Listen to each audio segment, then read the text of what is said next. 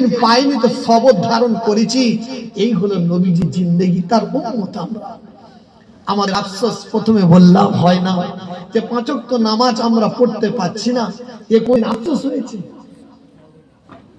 আল্লাহ পাক বলেছেন, আমি যখন কারোর উপরে রাগান্বিত হই আর কারোর উপরে খুশি হই, তার একটা সিন আছে, তার একটা নমুনা আছে।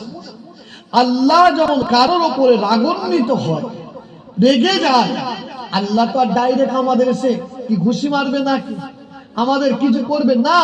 আল্লাহ পাক বলেছেন, আমি যখন কোনো ব্যক্তির উপরে না হয়ে যায়, কারোর উপরে অসন্তুষ্ট হয়ে যায়, তাকে আমি কি করি জানো? তাকে আমি সিজদা থেকে বঞ্চিত করে দিই।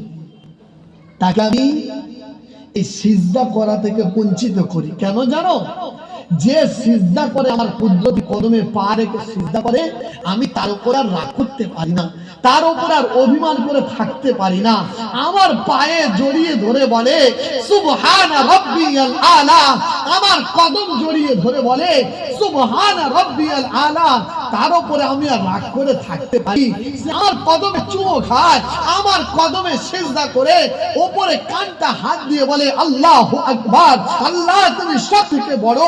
যে আমার কদমে সিজদা রাখে, তার উপরে আর রাগ করে থাকতে পারি না, তার উপরে অভিমান করে আমি থাকতে পারি না।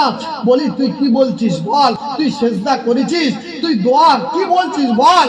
হাত তুলে বান্দা যখন শুরু করে রব্বানা যালামনা আনফুসানা, হে আল্লাহ জুলুম করেছি, অন্যায় করেছি, অত্যাচার করেছি, মাবুদ রে হাত তোমার দরবারে তুলেছি, আল্লাহ তুমি মাফ করো, ক্ষমা করো।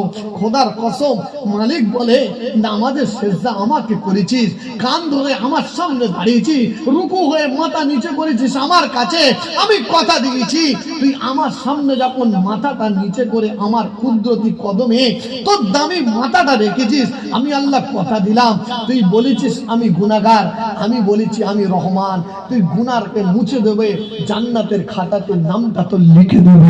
সুবহানাল্লাহ।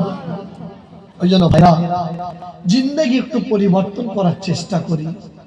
কেউ কারোর হিসাব দেবে না, হিসাব কেউ কারোর দিতে যাবে না। হিসাব আমার দিতে, আমার হিসাব আমার দিতে। ফুলসিরাতের কোলে আমাকে দাঁড়াতে হবে, মিজানের পাল্লার হিসাব আমাকে দিতে হবে, ফুলসিরাতের পোল আমাকে পার হতে হবে। অর্থাৎ আমার সামনে জান্নাত, আমার সামনে জাহান্নাম। আল্লাহর কোরআন তাই সাক্ষ্য দিয়ে বলেছেন, ওয়াল্লাযীনা ইযা ফাআলু ফাহিশাতান আও যালামু